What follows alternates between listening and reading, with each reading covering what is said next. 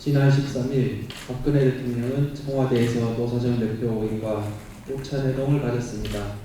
이 자리에서 비정규직 문제가 논의에 올랐는데 청년들이 열심히 노력해도 취업이 잘 안되고 또 어렵게 취업해도 비정규직으로 임금도 낮고 고용도 불안한 것이 현실이라며 이런 구조적인 문제들을 반드시 해결해야 한다고 하며 참석한 노사정 대표인에게 진정성을 갖고 대화를 하면 해낼 수 있다. 지금 안 하면 앞으로도 못 해낸다는 자세로 대타협을 이끌어달라고 통보했다고 합니다. 여기에 대한 해법이 무엇인지 스승님께 여쭈고 싶습니다. 대안을 내준 게 아니고 내라 했구만요. 네? 서로가 의논회가 안 나옵니다. 내가 하나 물을게요. 비정규직이 있으면 좋겠습니까? 없으면 좋겠습니까?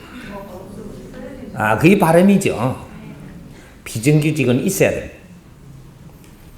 요걸 정확하게 풀어야만 이 사회를 바르게 잡을 수가 있어. 원리를 정확하게 알아야 된다 이 말이죠. 과거에는 비정규직이 필요 없었습니다. 오늘날 이 사회는 밀도가 있기 때문에 이때는 준비 기간이 있어가지고 회사 들어가야 됩니다.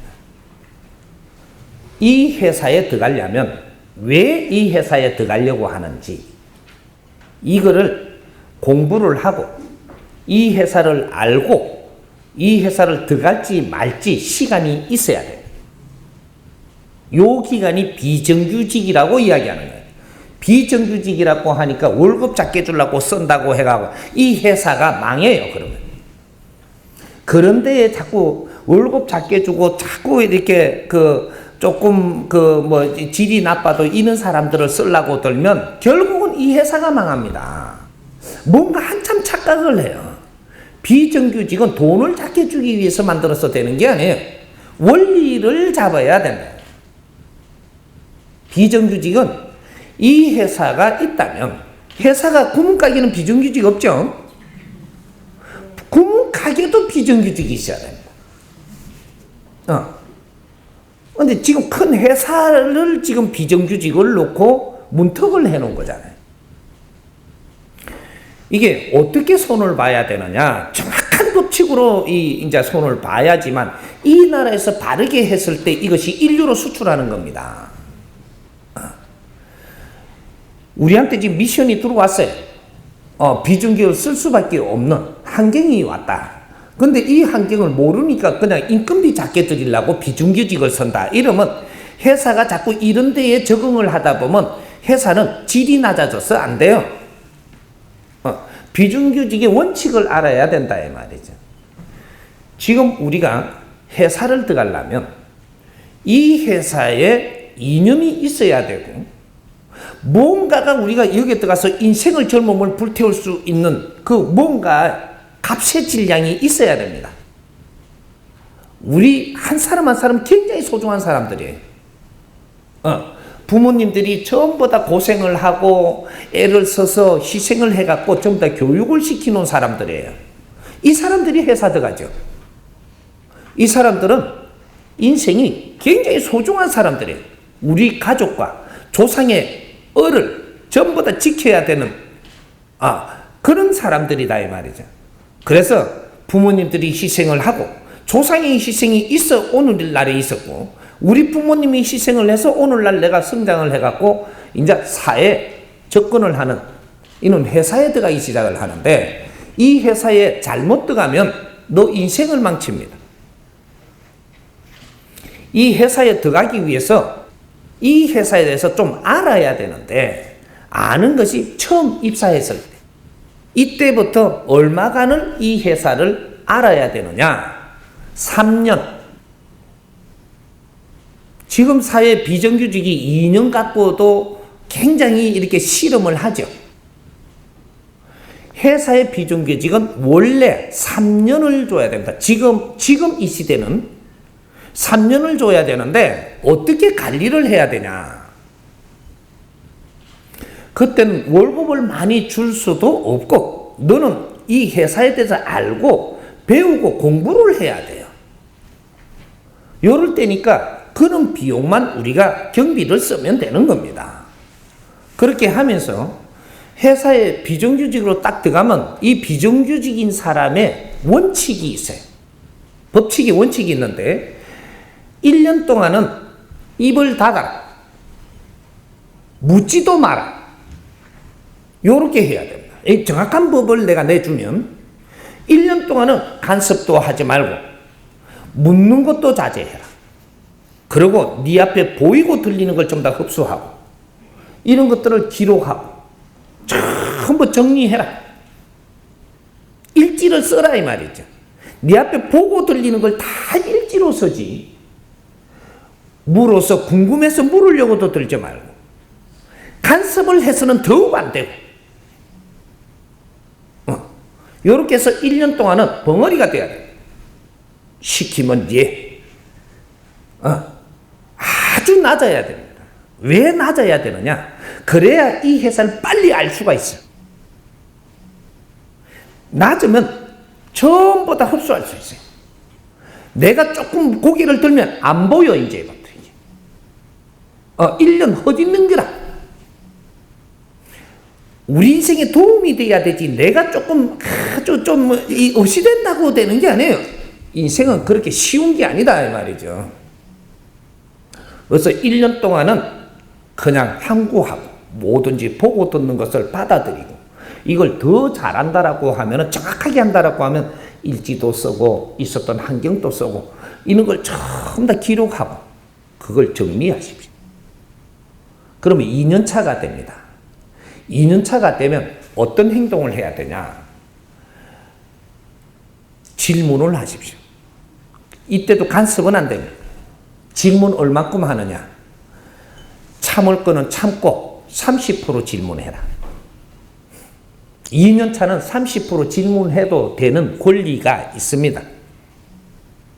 만일에 50% 질문을 하게 되면 조금 이렇게 안 좋은 꼴을 조금씩 당합니다. 이러면 내가 상처 입어요. 30% 질문해라. 항상 질문이라야 된다. 이것이 간섭이 돼서는 이게 맞는가 아닌가 따질라 해서는 안 돼. 따지는 게 아니고 질문해라는 거지. 질문해서 나오는 것들만 내가 흡수하고 정리하면서 내 공부해라. 그래서 이런 것도 기록을 남긴다. 이 기록을 남기면 이게 우리가 1년차 기록을 남긴 거 1년이 지나면 이걸 정리를 해갖고 리포트 써야 됩니다. 리포트 알죠? 우리 대학 다니면 다 배우잖아요. 리포트 쓰는 거. 요런 거를 써야 되고 2년차 내가 정리한 거는 2년차에 이 리포트 다 정리를 해야 됩니다. 해야 되고 이제 3년차 들어갑니다. 들어가면 지금 또 간섭은 안 되고 이걸 따지는 건 안 됩니다. 절대 비정규직에서는 따지지 마라. 따지는 건 건물입니다. 물으되 3년차는 70% 물을 수 있는 권한이 있다. 70% 물으십시오. 내가 조금 이해가 안 되면 물어라. 이해 안 된다 따지면 안 돼요. 물어라. 물어서 전부 나오는 것은 다 기록하고 정리하고 다스려서 3년차 되면 요것도 전부 다 리포트로 정리를 다 해라. 하고 나면 회사는 어떻게 해야 되냐? 3년을 딱 마치고 나면 심사를 봐야 됩니다. 이 회사에 들어와서 인생을 불태울 수 있는지 이제 그때 면접 보는 거예요. 이때 면접을 보면 3년을 있으면서 나는 이는 회사라면 나는 생각 없습니다 하면 여기서 나올 줄 아는 이런 젊은이들이 돼줘야 돼. 월급을 받고 조금 이 회사를 다니면 대우가 좋다고 있으려고 떠는 이는 아주 얄팍한 생각을 하는 사람들이면 네 인생에 문제가 돼. 나와버려. 이 회사에 지금 뭔가 장사나 시키고 돈만 벌려고 하고 이런 회사라면 여기에 내 젊음을 바칠 수가 없어요. 나와버려. 나는 3년을 이 회사에 이렇게 있음으로써 이렇게 보았고 내가 본 간을 전부 다 정리를 해서 내가 이걸 한 장 딱 써주고 나와버려야 돼. 왜 내가 이 회사에 몸담을 때가 안 된다라는 이것도 명분이 있어야 됩니다. 그리고 놓을 줄도 알아야 돼. 그게 젊음이라. 아프니까 젊음이 아니고 이 등신자. 젊음은 사회를 배우는 거예요. 내가 배워야 된다. 그래서 회사 같은 데도 내가 들어가서 그냥 봉급 받으려고 대우 받으려고 들어가지 말고 내가 배울 게 있는지, 이 회사 들어와서 내가 젊음을 불태우면서 무엇을 배울 건지, 어떻게 내가 성장을 할 수 있는지 이런 것들을 전부 관찰을 하는 겁니다.